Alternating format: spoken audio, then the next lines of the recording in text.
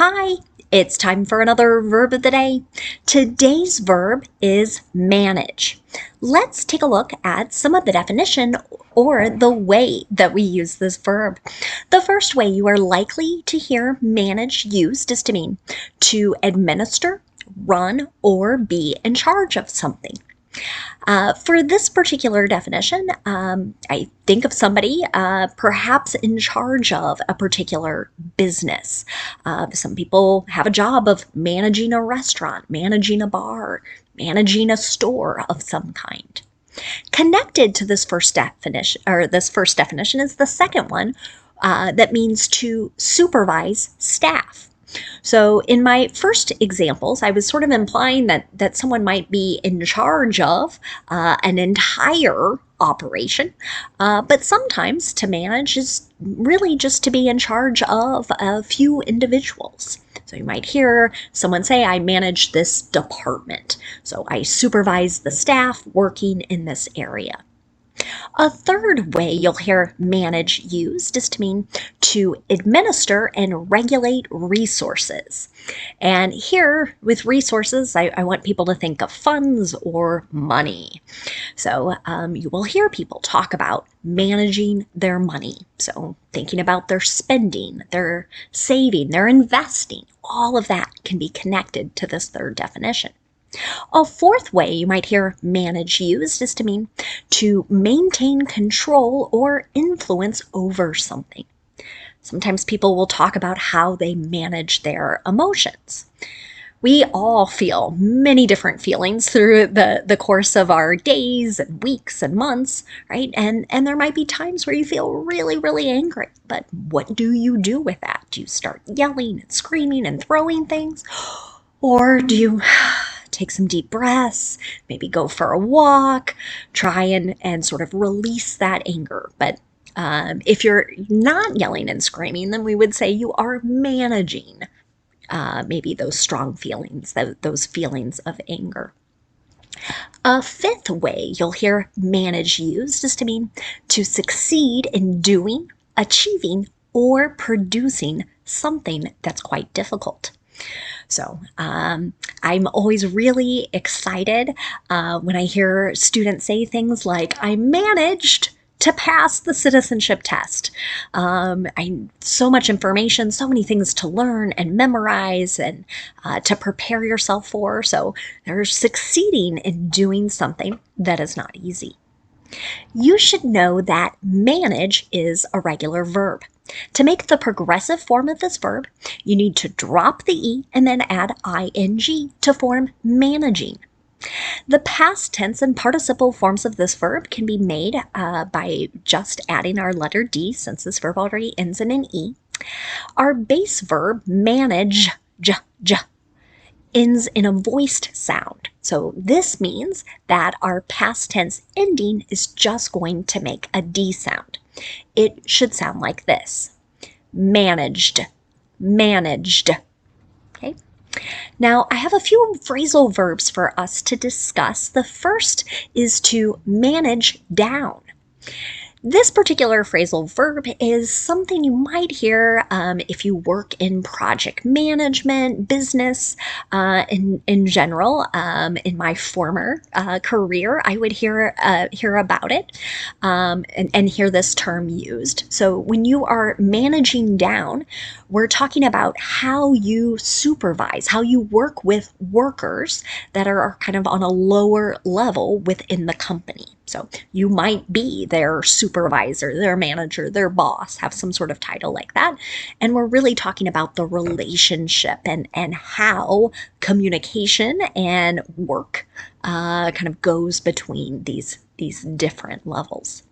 An example of this in a sentence might be, when the new supervisor manages down, he micromanages his subordinates. So subordinates are going to be people at a lower level. Okay.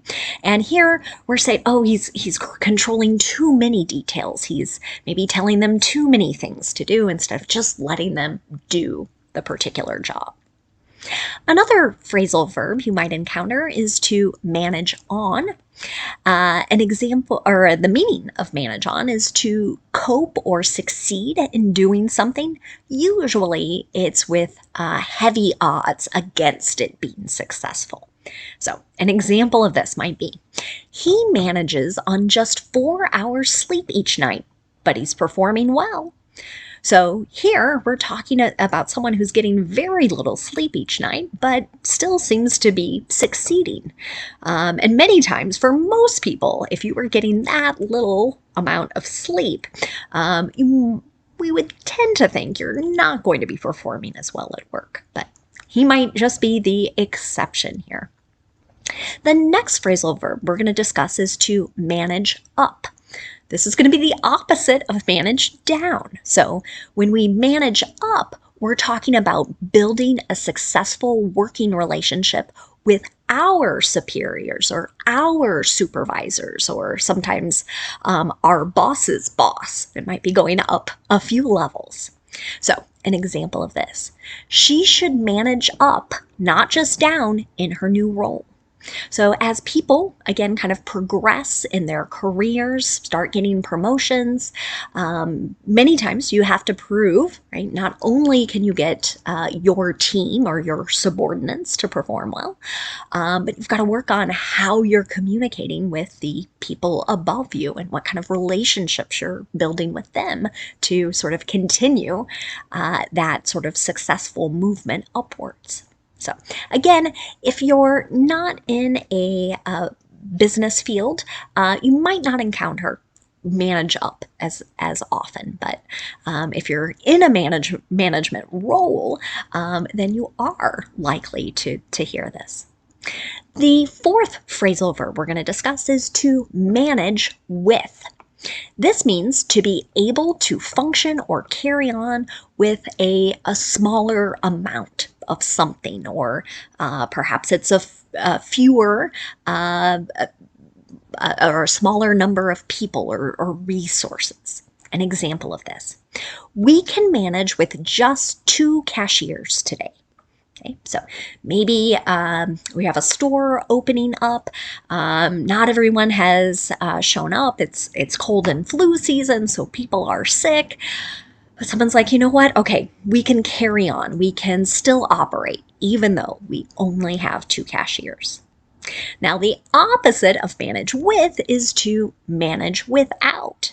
Okay, so here we're not going to be able to function or carry on we are going to be able to manage or function without something. So here something is completely absent or completely lacking. An example sentence for this, the team will manage just fine without you while you are on vacation, right? So we're going to carry on is what that means. Everything is going to move on smoothly, even though we have this team member absent. Now let's continue practicing our verb of the day in a couple different verb tenses. Today we're going to practice the present progressive, which many people know as the present continuous as well, and then we'll practice the simple future. Let's start with the present progressive. We use this verb tense to talk about an action that is happening right now. We also use it to describe an action that is in progress during a particular time period that has not been completed yet. I like calling this verb tense present progressive because we see 2 P's in the title, which reminds me I'm going to need 2 parts to make my verb. Now, as I make my verb in the present progressive, I need to pay attention to my subject. Okay? So my sentences are going to start with a subject, and then I'm going to have a form of be. So that could be am, is, or are in the present.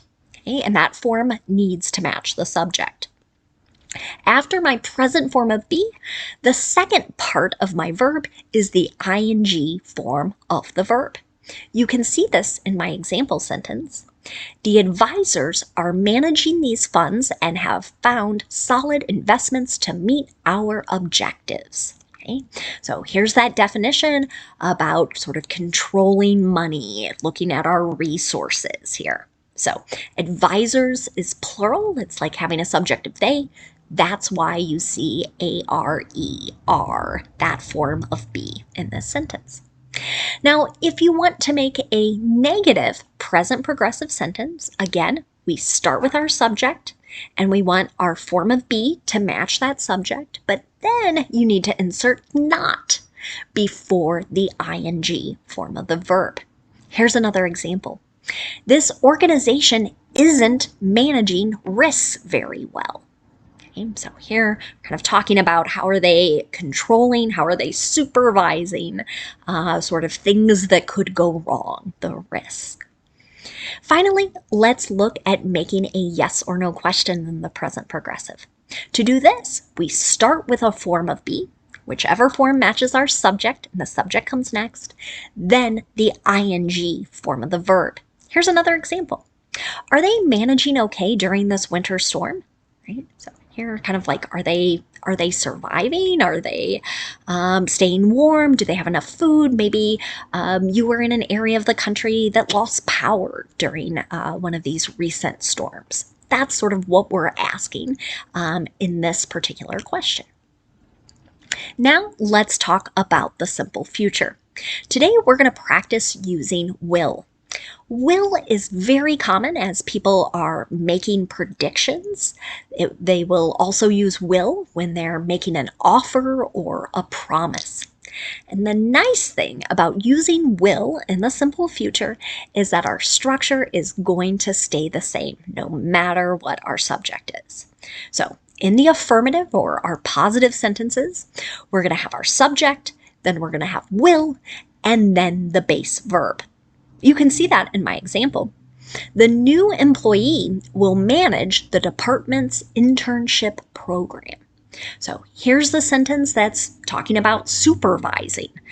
This person might be in charge of hiring the interns, supervising the interns, providing them feedback, etc., etc. Now, if I want to make a negative simple future sentence, again, I start with my subject, then I'll use will not, and then the base verb. Sometimes you'll hear people use the contraction won't, W-O-N apostrophe T. An example of this, you probably won't manage to eat all the leftovers in the fridge before they spoil. So here's somebody making a prediction. They're saying you're not going to be able to eat all of this. You're not going to be successful in eating everything before it spoils. Lastly, let's look at a yes or no question in the simple future. To do this, we start with will, then we have our subject, and then the base verb. Here's another example. Will he manage the stress better in the future? Okay, here with this question, I might be asking someone else to make a prediction. So how are they going to sort of control those emotions related to stress? Now let's spend a few minutes looking at some words that are related to our verb manage. And the first word we're going to look at is the noun form management. This noun can have a few different meanings. One way to use the noun management is to refer to the process of dealing with or controlling things or people. An example of this might be the U.S.'s bald eagle management program led to their removal from the endangered species list in 2007.